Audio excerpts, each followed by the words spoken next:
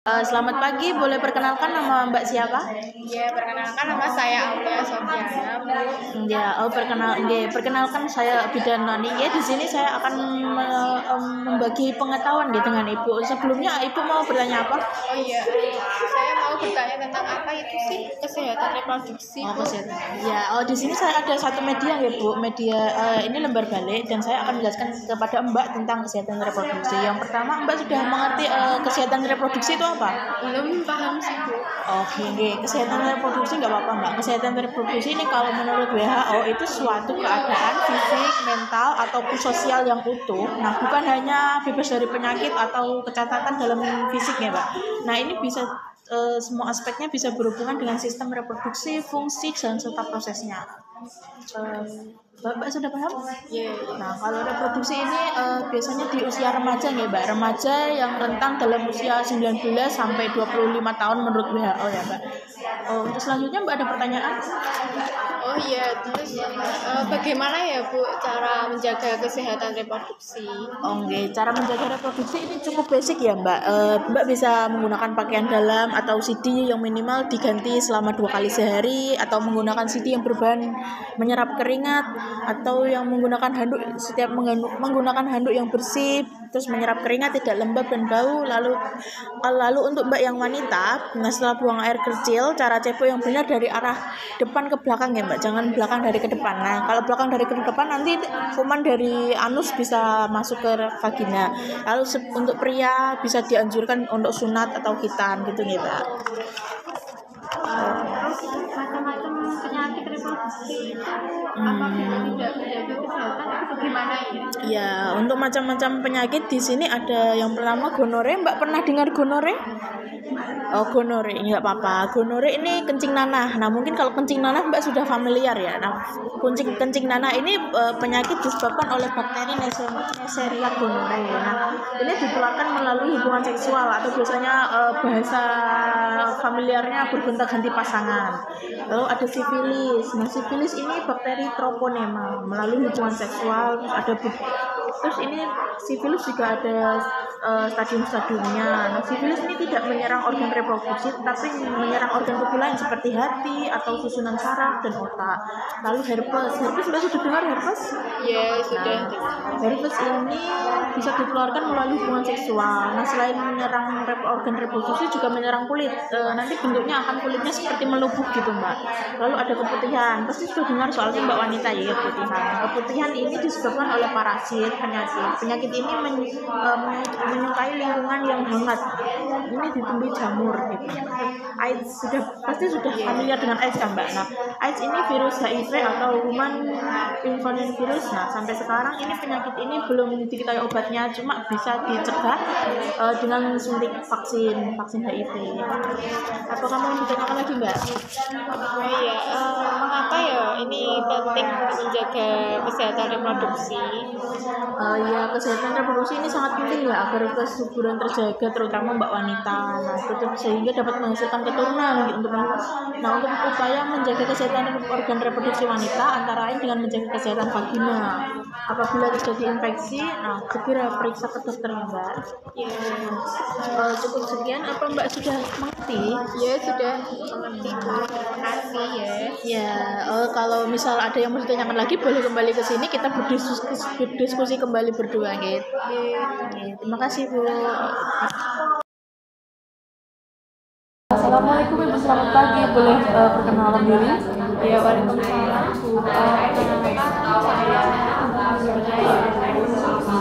Di sini saya sebagai bidan. Nah, saya akan mendengarkan yang keluhan Ibu. Pertama Ibu penyebabnya apa sih? Jadi gini, saya kan ini sedang mengandung ya Bu. Nah, terus ini sering pusing, terus lemas gitu. Itu penyebabnya apa ya Bu? Apakah normal? Itu normal ya Bu. Ibu mungkin anemia kekurangan darah. Nah, di sini saya ada satu media. Media ini saya akan menjelaskan Ibu tentang tablet tambah darah. Nah, tablet tambah darah ini untuk tambahan darah ya selama hamil. Nah, sebelumnya Ibu sesuai gejala tadi Ibu itu kekurangan darah ya. Makanya Ibu menjadi pusing seperti itu. Nah, di sini Ibu kekurangan Fe atau tablet darah. Nah itu sudah tahu belum kalau kekurangan tablet darah ini dapat diamati dari besarnya angka kesakitan dan kematian. Nah, peningkatan angka kesakitan ini nanti berakibat kematian janin dan terjadinya berat badan rendah pada janin. Kalau ibu pengertian FE sudah mendengar atau belum?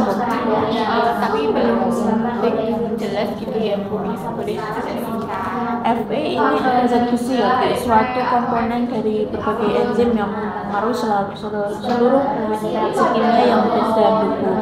Nah, zat besi ini juga merupakan komponen hemoglobin yang merupakan yang memungkinkan sel darah merah melalui oksigen yang mengantarkan ke seluruh jaringan tubuh. Nah, ibu bagaimana? Sudah paham pengertian FE? Kalau kegunaan FE itu sendiri, gunaan zat besi atau FE ini sebagai media transportasi bagi oksigen dari paru-paru ke berbagai jaringan tubuh. Nantinya FE ini sebagai sel darah merah akan mengantarkan oksigen dari paru-paru ke seluruh tubuh. Nah, contohnya seperti ini ya Bu, tablet tambah darah FE ini seperti ini contohnya. Biasanya ditemukan di Alfamart atau di apotek gitu.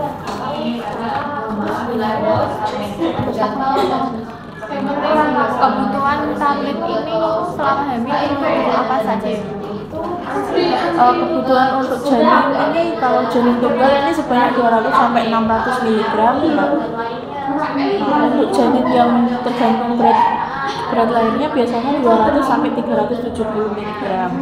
Untuk kelahiran eksternal bisa sampai 150 sampai 200 mg.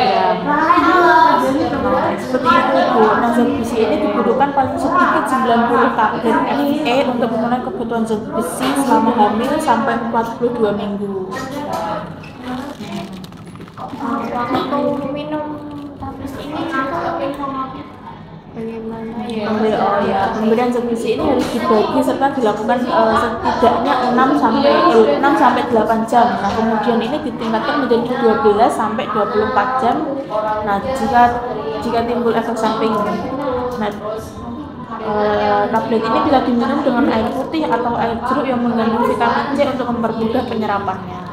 Nah, bagaimana Ibu sudah paham untuk waktunya? Yes, oke.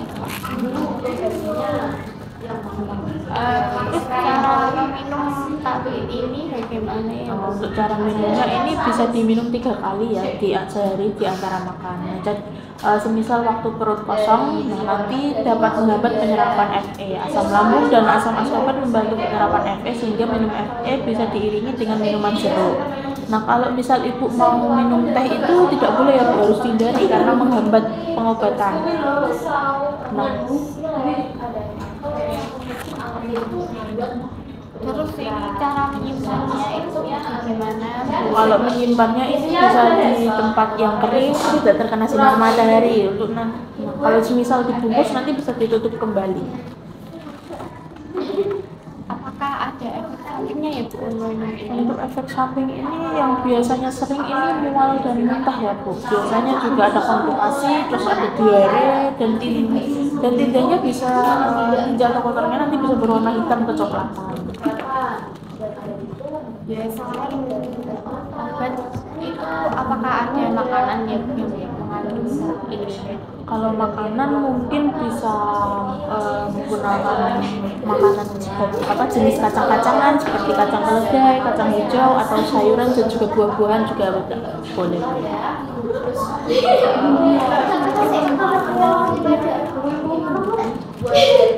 Makanan apa saja ya Bu yang membantu penyerapan ini? Oh, kalau makanan ini bisa vitamin C ya Bu. Vitamin C contohnya seperti minuman jeruk tadi. Terus asupan vitamin C juga dapat menyegah anemia, dan vitamin C juga berperan dalam membentukkan kolagen inseluler dalam proses penyembuhan luka. Nah, selain itu vitamin C bagi ibu hamil, nah plasenta membutuhkan vitamin C sebanyak 70 mg dan vitamin B12. Vitamin B12 ini sangat penting untuk perkembangan normal dan fungsi sel tulang sistem pernapasan. Apakah ada makanan yang menghambat dalam penyerapan tablet FE? Untuk makanan penghambat nanti sudah saya jelaskan ya Bu, teh gitu, air teh atau kalau selain teh ada kopi, garam kalsium. Nah, lalu ada magnesium dan titat yang dapat meningkatkan Fe sehingga mengurangi jumlah sarapan. Cara mengolah makanan ini gimana ya? Cara mengolah makanan dalam gizi zat besi ini sebaiknya dimasak untuk sekali penyajian karena kandungan gizinya akan rusak, jadi tidak boleh, kan kalau biasanya ibu-ibu itu biasanya di makanannya dipanas-panasin lagi eman-eman gitu. Nah ini tidak boleh, harus sekali masak, dan semisal tidak habis itu boleh kita simpan, cuma tidak boleh kita makan lagi. Lalu jangan mengkonsumsi setelah makanan dimasak lebih dari 6 jam karena zat besinya nanti bisa rusak ya. Nah, contohnya sudah selesai ya Bu. Nah, kalau gitu Ibu ada pertanyaan lagi untuk FE? Ya sudah cukup. Ya, misal kalau ada keluhan lagi atau ada yang ditanyakan, boleh kembali ke sini dan kita akan berdiskusi bersama ya Bu.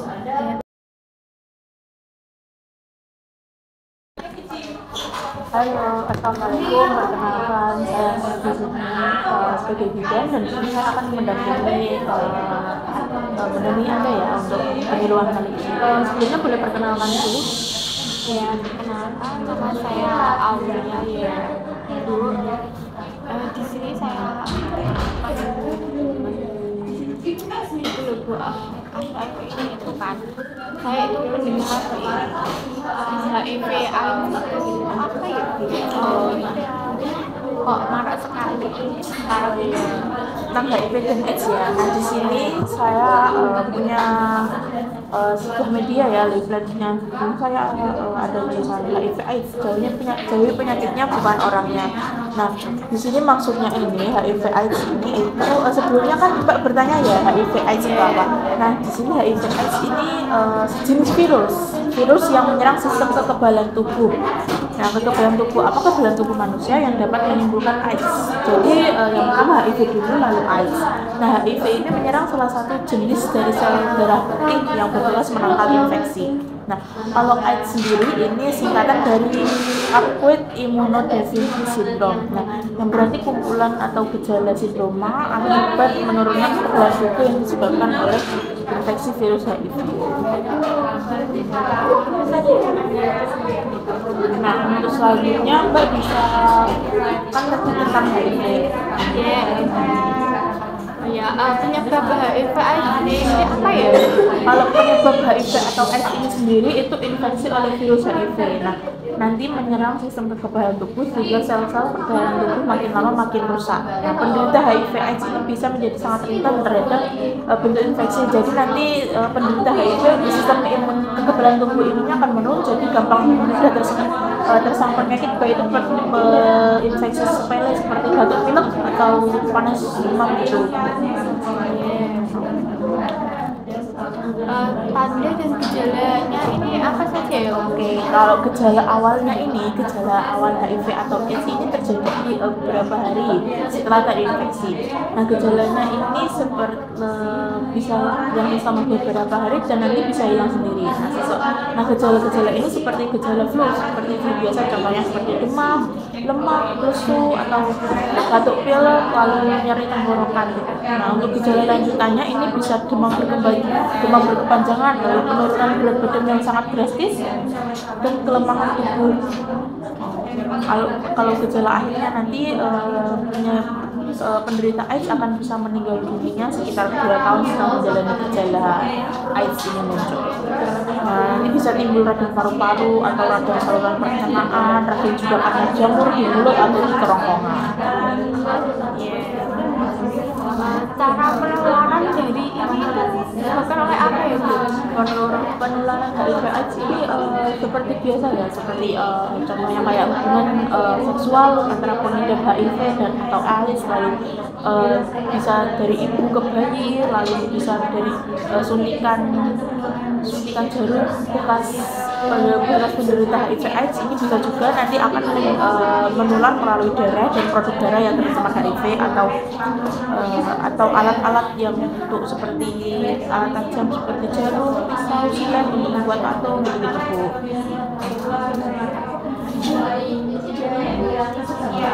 Lalu HIV juga tidak bisa menular ya Bu. Nah, HIV ini kalau tidak menular itu tidak menular melalui air mata, keringat, air liur atau ludah, lalu pakaian, baju, pelaratan makan, lalu toilet yang dipakai secara bersama-sama, berpelukan juga tidak, lalu berjabat tangan.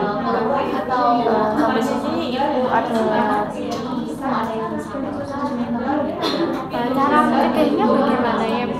cara pencegahan ini bisa memakai prinsip ABCDE ya Bu. Nah, A ini untuk abstain yang merupakan salah satu tindakan tidak melakukan hubungan seksual terutama bagi yang belum menikah. Lalu yang kedua ada B, mindful. Nah, mindful ini supaya yang tidak berganti-ganti pasangan. Lalu ada kondom untuk melakukan hubungan seksual yang lebih aman. Lalu don't share, don't inject atau jangan memakai jarum suntik. Jarum suntik bekas orang lain. Lalu ada safe equipment, yaitu menghindari pemakaian alat atau bahan yang tidak steril. Seperti ini ada contohnya di gambar ya Bu. Pemakaian kondom, lalu pemakaian jarum suntik, lalu menjaga ya. Cara mengobatinya ini bagaimana? Untuk obat-obatan ini nantinya tidak akan membunuh virus, tapi memperlambat virus itu. Nah, HIV ini mudah beradaptasi dan kebal terhadap suatu golongan ARV. Nah, contohnya seperti NNRT atau non-nucleoside reverse transcript inhibitors. Nah, ini jenis ini bekerja menghilangkan protein yang dibutuhkan virus HIV untuk menggandakan diri. Lalu NRT atau nucleoside reverse transcript inhibitor. Nah, ini golongan ini nanti akan menghambat HIV di sel tubuh. Lalu ada protease inhibitors. Nah, ini menghilangkan jenis protein juga seperti NNRT. Lalu ada MVI inhibitors. Ini menghalangi HIV untuk memasuki wilayah sel CD4. Nah, biasanya pasien ini akan diberi 3 golongan obat ARV. Kombinasi obat ARV nanti diberikan berbeda-beda tiap orang ya Bu. Bagaimana ya Bu cara pencegahan atau penanggulangan ini di lingkungan sekolah? Kalau untuk di lingkungan sekolah ini atau di lingkungan kampus ini bisa hindari seks bebas ya Bu kalau bisa. Nah, atau juga bisa menggunakan vaksin, lalu perhatikan luka terbuka. Jika luka terbuka ini terutama karena bersentuhan atau kena kontak dengan pasien HIV. Lalu jangan menggunakan jarum suntik yang berlebihan seperti yang saya jelaskan tadi, terutama bekas orang lain. Lalu ada menghindari mengkonsumsi narkoba. Ini seperti di gambar sudah dijelaskan ya Bu, hindari narkoba, lalu hindari ini seks bebas, lalu hindari jarum suntik. Nah, untuk itu Ibu ada yang mau ditanyakan lagi? Jadi cukup. Ya, kalau sudah cukup Ibu semisal ada yang mau ditanyakan lagi, Ibu boleh kembali ke sini, kita akan berdiskusi bersama lagi. Terima kasih Bu.